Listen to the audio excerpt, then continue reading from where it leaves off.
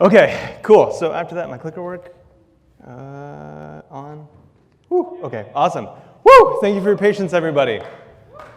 Okay, so first, I need to know where my friends are at in the room. By show of hands, raise your hand if you have binged watched a Netflix original show ever.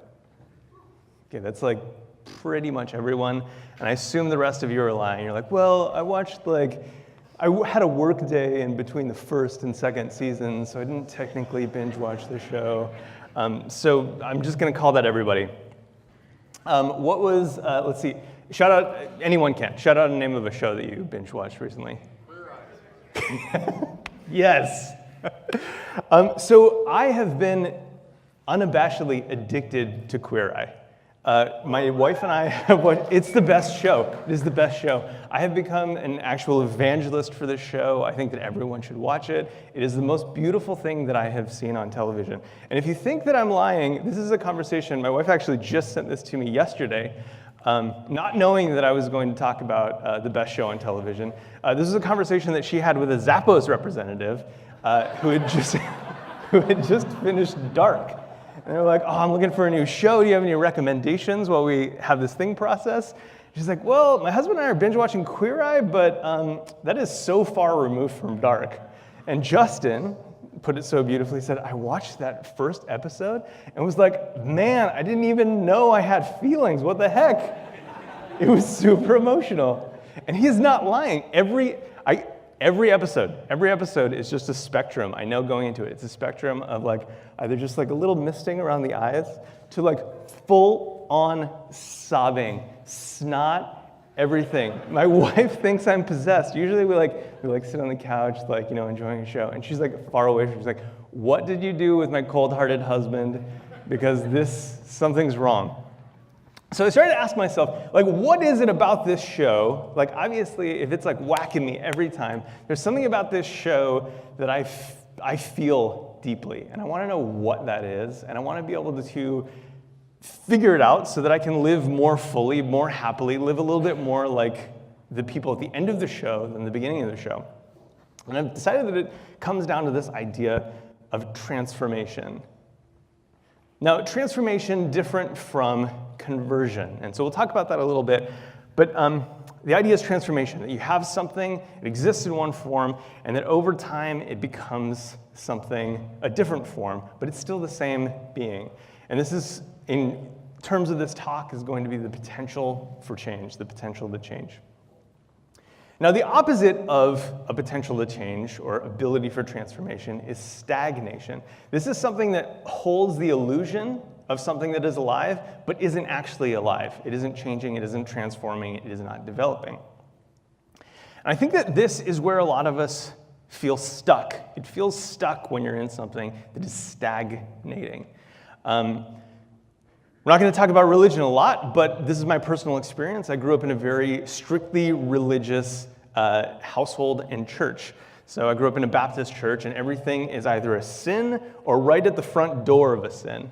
There's very little that is actually part of life that you can enjoy. And this really drove me away from the church because it felt like I was riding this really tight line of how I could express myself, how I could interact with the world, and the relationships that I could have. And it wasn't until, later, much later, maybe 3 years ago, that I actually went through, read the book, and realized oh, this is about relationships, relationship up, relationship out, relationship with the world, how we conduct ourselves, find our identity, and be kind to people. And so I started to think about how that impacts us and our code. And I think that a lot of times, if I had to wager, you feel stuck in your code bases, whether it be the language that you didn't pick, whether it be some rules that you don't agree with, some formatting that bothers you every single time someone comments on your pull request to change it to the standard style. There are a lot of things that keep us feeling repressed and not feeling like we're actually doing good work, serving the customers and serving our app.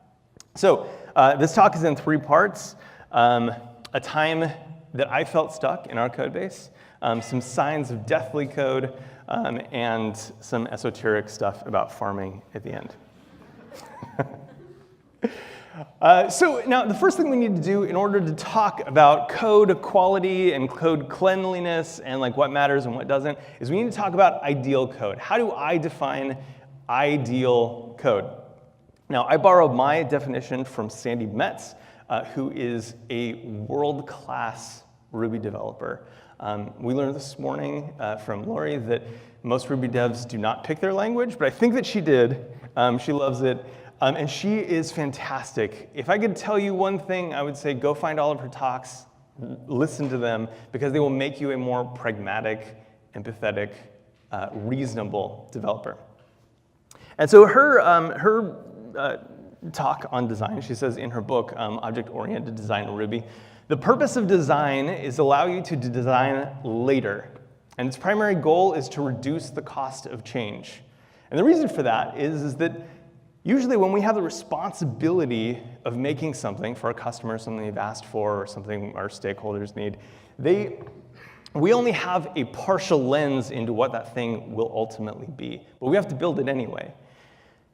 And so if we optimize our design for making hard decisions later, then that makes it easier to change in the meantime as some of those constraints become more apparent over the weeks, months, and years. And she broke down a lot of tenets for me that I held as immutable truths of good quality code. So the first one is dry, and the other speakers were kind of poking fun at me because I have some visual representations here. Now, who has heard that dry code is good? It's like better, right? Yeah, you don't want to repeat yourself. Repeating yourself is bad. So we were going through some code. She was like kind of like mentoring our team, and she was like giving us challenges, and we would like give back examples. And then we had one that we were particularly proud of because it was like super dry. It was awesome. And she said, that code looks so dry that it chafes. And what she meant by that was that we've all heard that like dry code is good, but there's a context in which it can be bad. And I want to show you that context right now with some Play-Doh. So right here I have some Play-Doh that is fresh out of the jar. And this Play-Doh is moldable, right? It is not dry. It is moist, maybe? I don't know if I can come up with an acronym for that. But it's moldable. We have this Play-Doh. We can make it whatever we want. Now, on the other side, I have this Play-Doh that I left out. And you can see, I don't know if you can see from there, but it's a little crusty. And this is effectively its final form. It's not going to change much from here. So if I squish it, it doesn't change much. If I really press on it, it kind of crumbles. It starts to break at the edges. Now what do I do with all this Play-Doh? So what I learned is that there's a context for everything. And that a lot of times that line is things that we know and things that we don't know. At least that's how I see it, and that's how we're going to kind of progress through this talk with those boundaries. So things that we know, those things definitely need to be stable. Again, like you're not going to build a building out of Play-Doh. We want hard materials to reinforce the things that we know to be true and change very little. But on the other side, we have a bunch of stuff that we don't know, a bunch of things that we don't know about our customers, things we don't know about the space, things that we don't know about our team. Like our team is growing like 200% every year. So every day we have a new team effectively.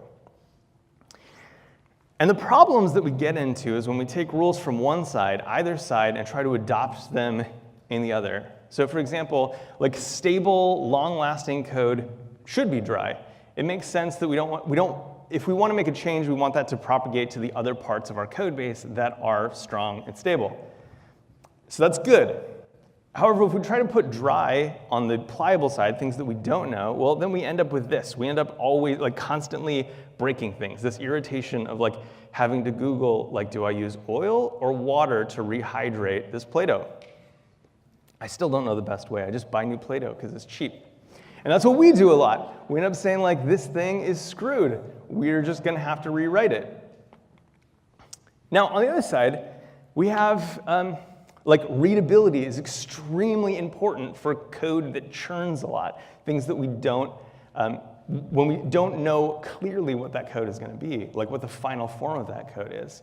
However, we have code that is intentionally unreadable. We have code that has to be performant. That is its highest goal. And the fact that only a handful of engineers are able to decipher it is actually a feature. It makes it, that thing needs to be stable and performant, and those are the highest goals of that code. And so when we try to apply readability to that, well, then our performance suffers. So we need to be careful about taking laws from one side and trying to apply them to the other. So this is the part where I tell you a story about a time I felt stuck, and my shit literally flipped during this moment. So we had a brand new project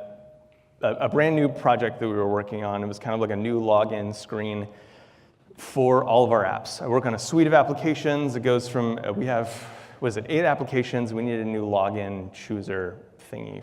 So you'd log in, and they would ask you, like, hey, we're going to log you into this app, but do you want to log into another app instead? And I was feeling very excited because I'm a designer, and we'd been using React for about like 3.5 years at this point. And I thought, man, we've learned a lot. I bet that when I go into that code base and like start styling stuff, like the code is just gonna be awesome. Like I'm gonna love working in that app. It's gonna be incredible. Like we've learned so much. There's been so much crappy code that I've worked in. Like this is just gonna be a delight. It was not. So I get in there, first thing I see is this. So like, hey, you need to style the login drop-down chooser. I'm like, okay, cool, no problem. So I open up this file. I see, okay, so we got a unordered list with a list item and then like a drop-down menu in it. Okay, whatever. I'll open up the first thing. I'll look at that app button. I open that up and I see, okay, so it's like defined in this file. It's used somewhere else. I guess I'll figure that out later. And this is the place I'm using it. Okay, cool. I open it up. I'm like, damn, that's a lot of code for like an app button. But whatever. Let's go through this. So we have like a bunch of like flow annotations at the top. Like that was something new that everyone was like super excited about when they started. Okay, cool, whatever. No big thing. This is the component definition. And then this is really the like 4 or 5 lines of code that actually like do anything. And so I start looking at this thing and I'm like, okay, so it's an anchor, it's got some classes applied, it has an onClick, and then it like has this like app name as a prop. I start thinking, I'm like, I'm pretty sure that all of this like 50 lines of code does is like make this button that is written as an anchor inaccessible and do anything. So I'm like, that sucks. So, okay, whatever. Let's move on. I open up app dropdown to see what else is going on. I see that it's kind of the same story. It's defined and it's only used in one other place. Great. Again, flow type annotations, a bunch of stuff at the beginning. We have, and then this is the component definition, and then this is the bulk of the code. And I start to wonder something else. I'm like, okay, so as a developer, I know like a little bit about like HTML accessibility and some like standard stuff, and I look at this and I see this div and this anchor and this unordered list, and I remember like, oh man, wasn't this inside of like a list item? And so I have this list, this unordered list with a list item with app dropdown, which spits out a div with like other stuff inside of it, and I'm like really starting to get pissed at this point because like I'm going to have to put together all of this stuff. I'm gonna have to oil my Play-Doh just to be able to style this stupid thing. And my screen looks like this at this point. Like, what the hell are you doing to me? I was so happy about jumping into your code. And so I changed it to this, and I was feeling pretty good about myself. I got to like delete 2 component files. Like, this is awesome. This is like a better starting point for me. But now I have 2 test failures. I'm like, damn it! Are you kidding me? I was like, I'm a designer. I'm just trying to like style this code, like get it to be using the right elements, and like now I have test failures. Do I fix those? Do I throw it back to you and make you fix them? So components are awesome, but they also suck because it merges everything together, and all of these like all these lines that we've had historically are a little bit blurred. And so the practices that you think are best and whatever make it hard for me to do my job. Now, this goes both ways. I know absolutely that I have made some very strong enemies with the way that I prefer to write CSS. So I want to tell you a handful of signs of deathly code, ways that you can think about code through this example. So the first thing that I think is like a sign of code that is going to chafe you is speculation. Now, this is the most unholy ESLint creation that I think exists today, and this is the root cause of why some of this code was hard to deal with. Now, if you every time I go into a file, I don't even, because I work across the teams, I don't even look, I just disable this rule. I have a key command for it. I don't care if you have it or not, it's getting disabled. So what it does is it enforces that you only have one component per file. Now the problem with that is that you have to name things. And we're notoriously bad at naming things. We're terrible at naming things. So what happens is they're making this login chooser, and then they're like, oh, okay, well, we have this thing, and it looks like a button, and it has the app name inside of it. So we're going to call that app button. Now the problem with this is that anytime you kind of hoist something up at the top and say, this is the app button, life finds a way. Other people are going to look at that code and they're going to try to be responsible and be like, has anyone ever solved this problem before? Is there an app button that I can use and be responsible with this code base, not duplicate things because I've heard that dry is awesome and important all the time, immutably. So how can I reuse this app button? Now, that's good. It's awesome, except for this app button sucks. We've determined this, and so every time it gets used, that suck propagates throughout the app. And the suck gets harder and harder and harder to remove the more places that it is. So, talking about that change that I made, we have the login chooser, we have the app dropdown, we have an app button, all as first-class files. Well, that sucks. Because so we have the app button file is defined as its own, the app dropdown file is defined as its own, and then we have this login chooser that kind of imports both of them and composes them together, even though all of this is just wrapped up to support this one function or this one feature.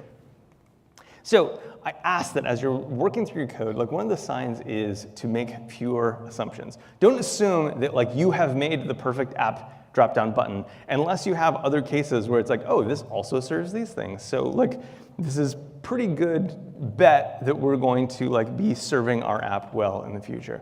And stop naming things. Just stop. If you can not name something, do that every time. So in this case right here, I have these three files. The change that I made was I just kind of pulled them in. I deleted the app button. I just made that a component in the same file. I deleted the app dropdown, made that a component in the same file. And then now the file looks like this. I export the thing that we actually designed, and everything has this kind of coherence. This app button is not general purpose. It only serves the thing that we've designed it to serve. Now, later on, if we decide, you know what, you made a pretty classy drop-down button, we want to export it and see if this could be the one app drop-down button, or the app button for our app. Sorry, I keep mixing these words. This is why naming things sucks, because it's just so hard to talk about anything. So you can just export that in isolation, see if it works. You can do the app button, see if that works. And then if ever down the road, you're you know what, we're really feeling confident that this thing is the one. I think we have a winner, we got it right the first time. You can actually explore having an app drop-down file and then just kind of importing it from the place where it was designed with a specific purpose, and then export it as app dropdown until you're you know what, this is it, we're going to stamp it. So completionism is another thing that bothers me. So I want you to watch this GIF. Who's seen this GIF before? Okay, not everyone. Oh, beautiful. Okay, I'm gonna let you watch it a few times. I think this is actually an ad for slim Samsung TVs, but I see it as the perfect illustration of why unit tests are a bad idea.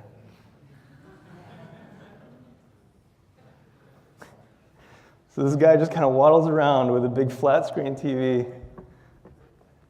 and then leaves the store with the TV. It's beautiful.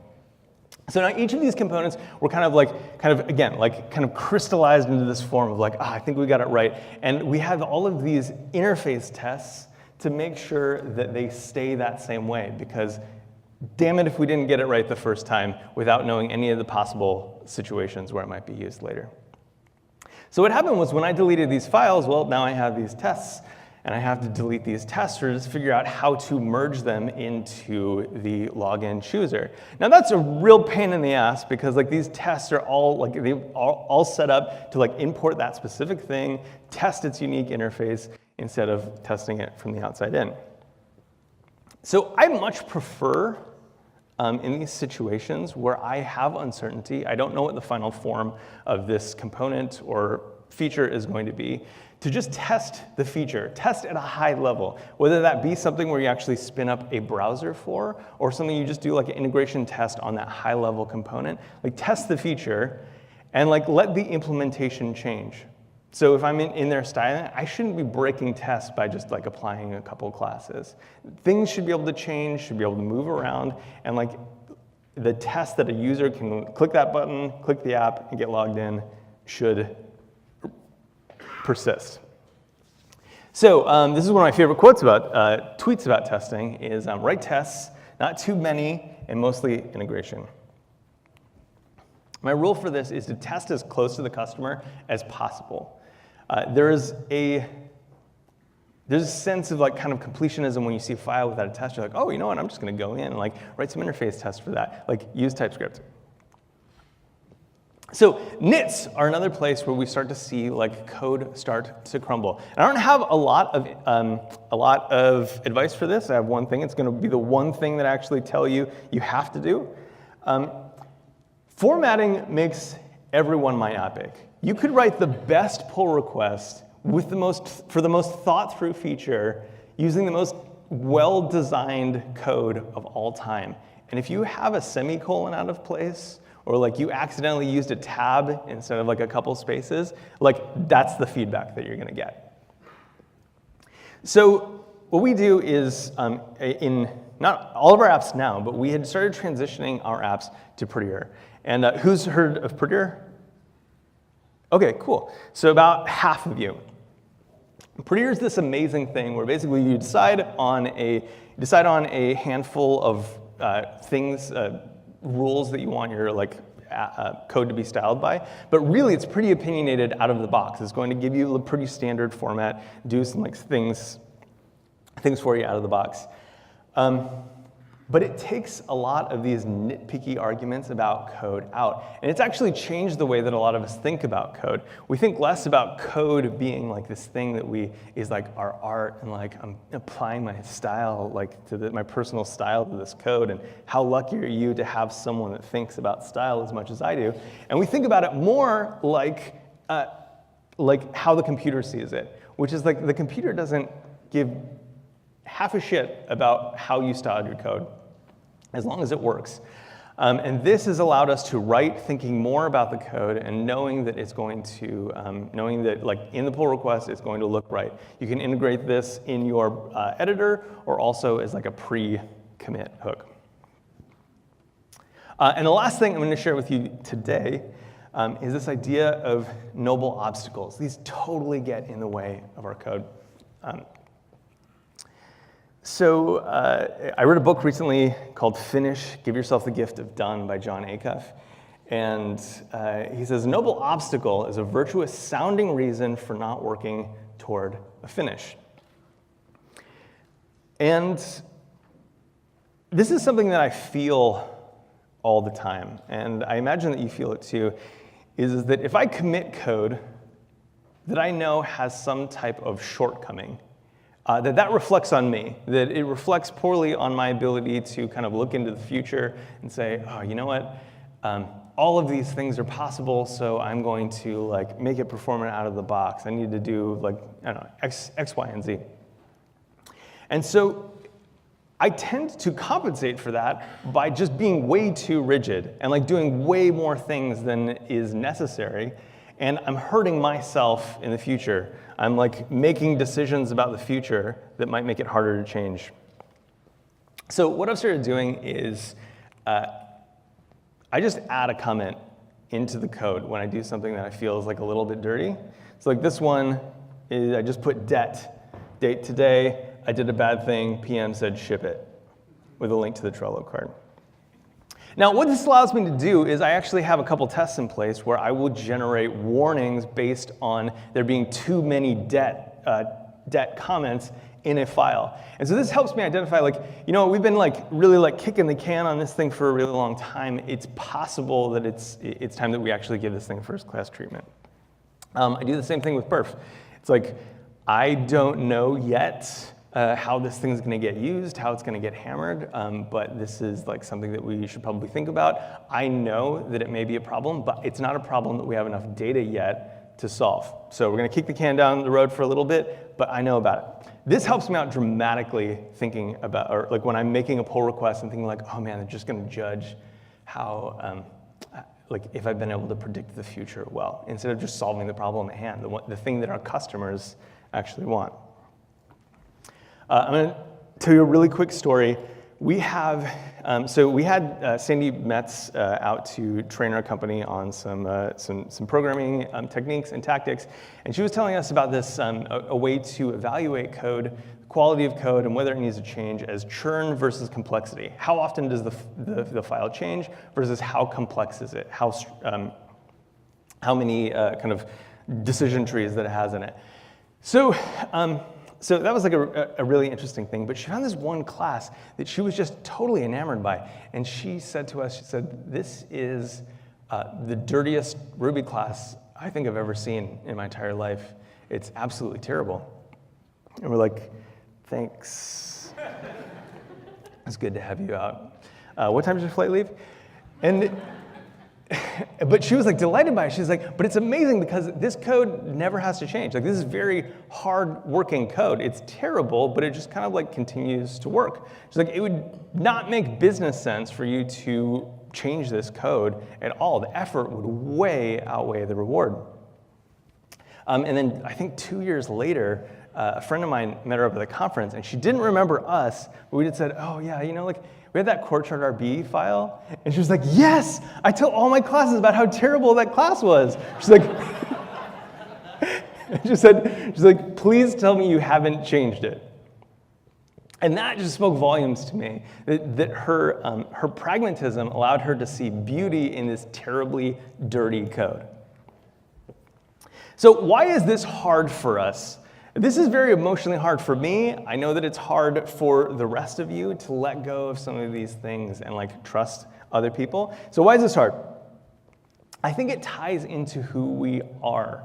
I think that we have a fractured identity about what the work that we do and what we're supposed to be able to know and accomplish. And I think it has to do with what we believe code is. Now, the thing that I think is a little bit broken is that we aren't builders. And this is kind of hard to swallow because we have all of our identities built up into these roles of building. We have developers, we have architects, we use frameworks that have scaffolding sometimes. All of our work uses these building analogies. Now, I think that that's a great way to kind of describe the process of writing code, the fact that everyone has a different role and we come together to raise something up or create something. However, I don't think it adequately describes the way that we feel every day about working in a code base. And one of the things that's strange is that a lot of apps will outlive our dedication to it. So, you know, the apps that I work on now existed 5 years before I came to Planning Center. I have put 5 years in now, but they'll probably last until after I go into retirement, hopefully. So we edit, and our work doesn't last. I think that what we do, we are farmers. Bum, ba-dum, bum, bum, bum, bum. I know you're thinking it. And I think we're farmers because we work on living things. Code is much more like a living thing than a structure that is like built and planned and doesn't change. We're beholden to outside whims, the whims of our customers, our stakeholders, our managers. And buildings don't grow in place and then slough off their dead selves like an app does. I think we cultivate and we work together with our code to be able to create something that's going to serve us today, tomorrow, and hopefully 5 years from now. We work with our code to make a product, and we work with our customers to make the right product. This partnership really blew my mind. The idea that I would invest daily into this code, and if I wanted it to treat me well, I had to invest good things into it, and I had to think about me, tomorrow, our customers, and optimize for change, despite uncertainty, without speculation. This is a very tight line that we're walking sometimes. So remember, the goal is to serve, to share, to adapt, and make that cheddar, duh. And change ain't always pretty. So I'm gonna leave you with, no. I'm gonna leave you with my favorite quote. This is what we reference this Bible verse, ironically, every time we're about to ship something super dirty in our app. So the Bible verse goes like this, where there are no oxen, the stable is clean, but abundant crops come by the strength of the ox. Now, Proverbs are a little bit weird, I know, and they're a little bit polite. So I'm gonna break this down for you. Clean code is dead code. There's shit where money is made. Get it. Thanks so much for listening.